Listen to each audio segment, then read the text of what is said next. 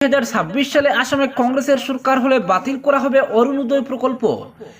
এই মন্তব্য করেছেন প্রদেশ কংগ্রেস সভাপতি ভূপেন বোরা। বৃহস্পতিবার দিশপুরে আনুষ্ঠানিকভাবে অরুণোদয় 3.0 উদ্বোধন করেছেন মুখ্যমন্ত্রী হিমন্ত বিশ্ব শর্মা।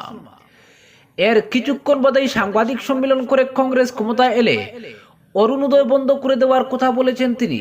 ভূপেন বোরা এদিন বলেন, অরুণোদয় দেওয়া হচ্ছে বলে আমরা খারাপ পাচ্ছি না, কিন্তু আমাদের রাজ্যে 12,600 চাকরির বিপরীতে 32 লক্ষ যুবক যুবতী 12,600 জন চাকরি পাবেন, কিন্তু বাকিদের কি হবে?